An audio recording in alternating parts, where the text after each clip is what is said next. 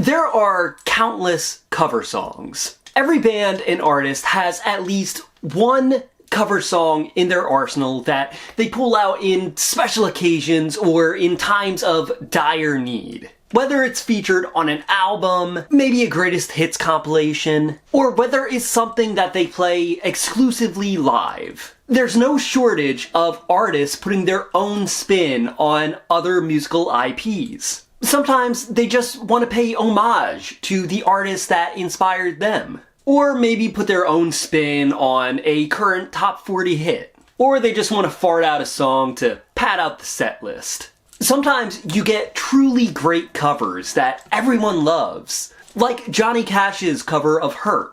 And sometimes you get covers that, well, nobody likes. At least not genuinely. Like Puddle of Mudd's cover of Nirvana. What I'm trying to say is there's some covers that are great and some that suck. I think you know where I'm going with this one. No! Hello and welcome back to another video. If you're new here, I'm Trevor and I am eternally uncool. I make videos about music, music culture, and anything that interests me. But mostly music right now. So if that sounds like something you'd be into, then I highly recommend subscribing to the channel and watching the rest of this video. Now, I've made several videos on good and bad covers. I'm kind of a connoisseur of covers, no matter the quality. I love seeing artists put their own spin on someone else's work because it always ends up being pretty interesting. Songwriters and musicians put a lot of blood, sweat, and tears into the songs they create. There's a lot of passion that goes into not only the lyrics, but also the performance. And so when someone else tries to replicate that passion and personal attachment, well, results may vary. What I've done today is compiled 6 cover songs. 3 good and 3 stinky poo-poo, ew, cover songs. Please keep in mind that these are all my own personal opinion. You might hate a cover that I love or love a cover that I hate. I am not the authority on quality. I'm just a guy who's 30 with nothing better to do right now. So with all that being said, grab a drink, grab a snack, get comfortable, and let's get into the video. Woo! Yeah, baby! I've made it pretty clear that I am a huge fan of the 1975. What with my multiple videos talking about them, owning all of their albums, books about them, and enough merch to clothe a city. They're one of my favorite bands of all time. I even included a cover they did as one of my favorites in the last covers video I did. Link in description.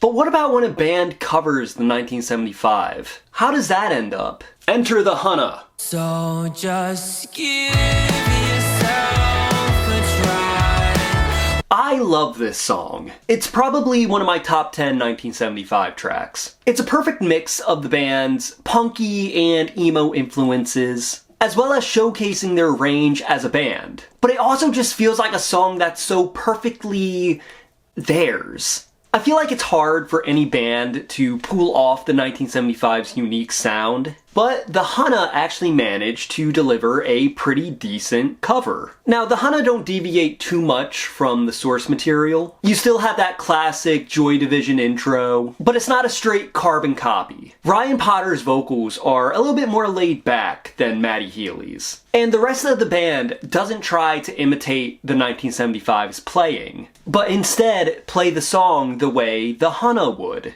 This version feels a lot more stripped back. The 1975's original has a very electric sound. It's very glam, but the Hunna's cover kinda takes it back to the band's indie roots.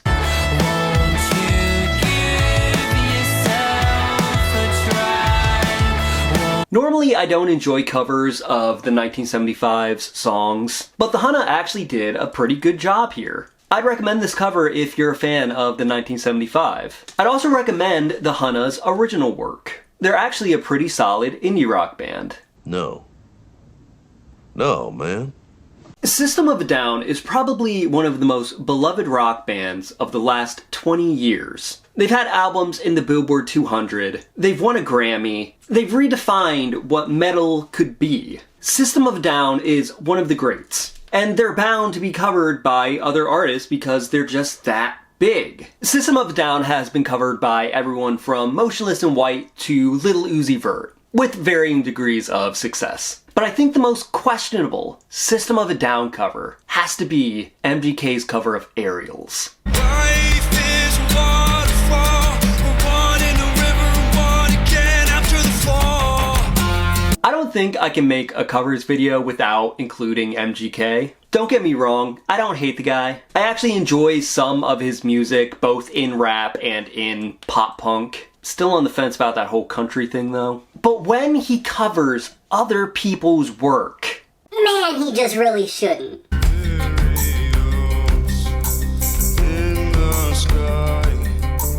Serge is one of the greatest vocalists of all time, hands down. His voice is just so unique, it would be hard for any artist to even compare. But that doesn't stop artists from trying. And boy, did MGK try. MGK performed the song on the Howard Stern show in 2022. This was right in the middle of his kind of pop-punk reinvention. This was right around the time he was promoting his second pop-punk album, and I think he was really trying to prove his kind of rock credibilities with this one. But I think it kind of misfired.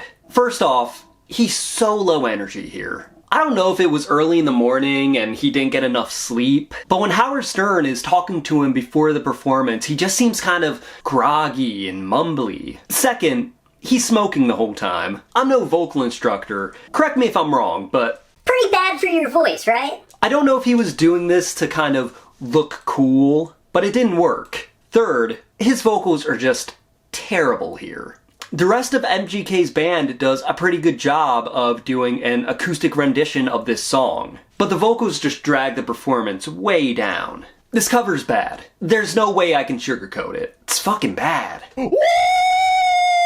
Yeah, baby! Growing up, my introduction to music came from my parents. They listened to a lot of classic rock. They grew up in the 70s and 80s, so I was exposed to all kinds of stuff. Kiss, Leonard Skinner, REO Speedwagon, Jimmy Buffett. I have memories of sitting by the pool in my childhood home, just listening to this compilation of 70s AOR music. It was mainly like soft rock and yacht rock type of stuff. Most of these songs were pretty forgettable, but one I always remembered was Brandy by Looking Glass. The sailor said, Brandy, you're fine, what a good wife you would be. Looking Glass was a soft rock band from New Jersey who were active from the late 60s to the mid 70s. They only ever had one #1 hit, Brandy, You're a Fine Girl. I loved this song growing up. I don't really know why. It's just one of those comforting bits of nostalgia. As I got older, I listened to less of what my parents played and more of what I wanted to listen to.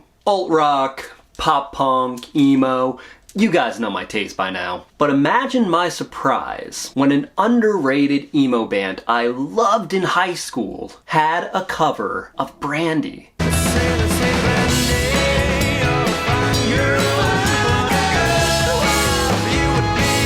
Look Mexico is an incredibly underrated math rock band. I may talk about them in a future video, so I don't want to go too deep into their history. All you need to know for this video is that in 2008, they did a split single with another band where both covered classic 70s songs, and Look Mexico covered Brandy. The nostalgic feeling is still there in this cover. It sounds so classic while still sounding kind of modern. Look Mexico definitely put a lot of energy into the cover, but without overdoing it. There's also gotta be something said for a cover that sounds pleasant. Even if it doesn't do anything experimental or crazy, as long as it sounds nice in my ears, I'm satisfied. And Look Mexico's cover of Brandy sounds nice.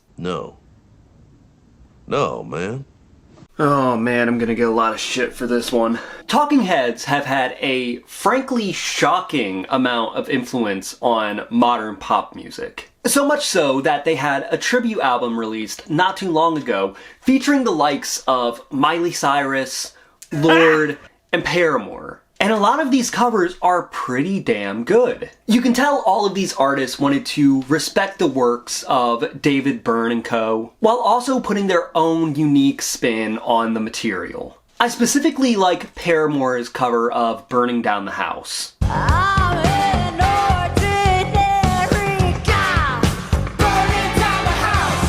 Paramore has been exploring a kind of new wave sound within recent years, so Talking Heads are kind of the perfect band for them to cover. The sound of the cover doesn't deviate too much from the sound of the original. The same can be said for the Used cover for the 2009 Transformers Revenge of the Fallen soundtrack.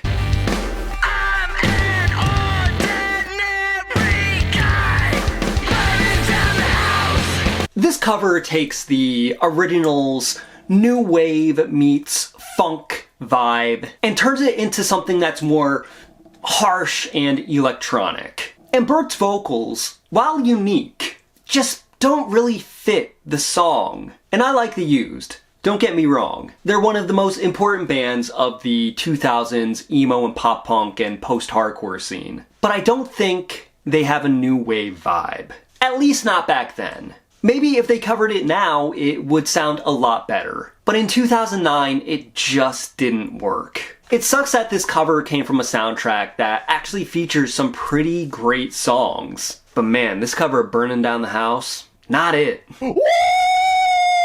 Yeah, baby! When I was going through my emo revival phase, I was listening to a lot of emo. Obviously. But it wasn't just the newer stuff. I was going back and looking at older bands that I had never heard of before, or I might have overlooked in my research. Bands like Hum and Cursive. But one of the bands I found most interesting was a band called Elliott. Elliott was an emo band from Louisville, Kentucky that was active from 1995 to 2003. They were influenced by the likes of Sunny Day Real Estate, which really shows in the mix of loud instrumentation and soft, sensitive vocals. They would release a few records between 1997 all the way up to 2013, but I think the one I was drawn to the most was their second album, False Cathedrals, from the year 2000. They were definitely the kind of moody indie rock I was into at the time. And the song I loved most off of the album was the song Drive On To Me.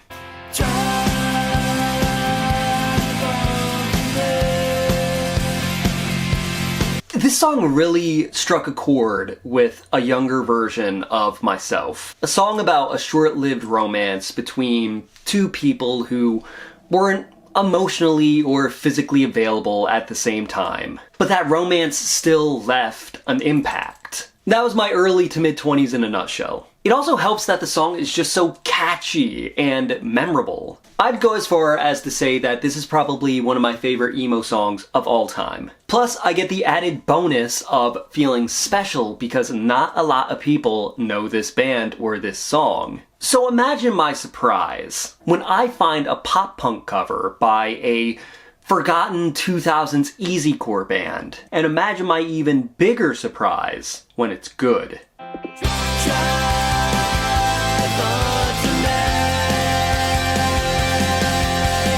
Hit the Lights is a band I never really got that into. I've listened to a few of their songs and they're pretty alright, but their cover of Elliott's Drive On To Me is probably one of my favorite covers of all time. The cover is a lot brighter and sunnier than the original, and whereas that would be a detriment to other emo songs from the 90s, it's not here. Drive On To Me isn't a particularly heavy song in terms of lyrics or instrumentation. A slightly bouncier pop-punk version doesn't seem too far off. And the band themselves do a pretty good job. The singer doesn't do anything too crazy, he doesn't add any unnecessary, unclean vocals. It doesn't sound like karaoke or a bad talent show. It sounds like an actual song.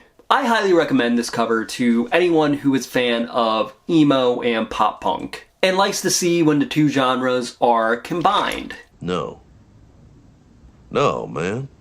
When I was in middle school and high school, I watched a lot of VH1. Mostly the I Love This series, the greatest songs of whatever decade, and the best week ever. Man, remember Best Week Ever? But every Saturday, I would sit down and I would watch the VH1 Top 20 Countdown. And one of the bands I remember being on the countdown quite a lot in the 2010s was The Script. I'll leave the door on the latch if you ever come back, if you ever come back. The Script are an Irish pop rock band who I'm surprised weren't bigger. They seem to be everywhere in the late 2000s and 2010s. Were they revolutionary? No. Were their songs pretty basic? Yeah.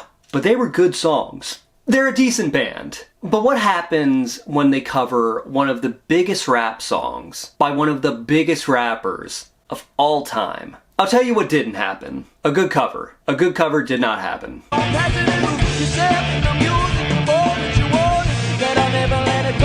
The Script performed this cover of Eminem's 2002 smash hit Lose Yourself, the theme song to the equally as successful film 8 Mile, for BBC's Radio 1 Live Lounge. Covers in the Live Lounge are kinda hit and miss. And this one is definitely a miss. Now, I'm not against pop or rock artists covering hip-hop and R&B. I think there's some that are done quite good and respectfully, but the Script's rendition of Lose Yourself just baffles me. One of the things that made the original Lose Yourself so good was Eminem's performance. He puts a lot of passion into it because the song and the movie 8 Mile are pretty much the story of his life. There's passion and intensity. The Script doesn't have the same intensity. Instead, they slow it down and try to sound smooth. But it just kind of comes off as awkward.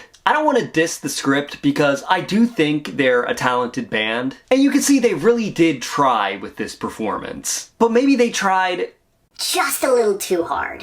This cover doesn't do their talent justice. And it definitely doesn't do Eminem justice. Just gotta always be on my toes, man. But if you want to hear Lose Yourself sung in an Irish accent, give this cover a listen. What do you think of my picks? Are there any covers you think are great? Are there any you think aren't great? Let me know in the comments. That's gonna do it for today's video. I hope you enjoyed it. If you did, then I highly recommend smashing that like button and sharing this video with everyone you know. I am a small, independent content creator, so every like, every comment, every share, any interaction with this video at all really helps me out a lot. So with all that being said, thank you for watching. As always, I'm Trevor. Stay uncool. And that's the end of the video. Goodbye.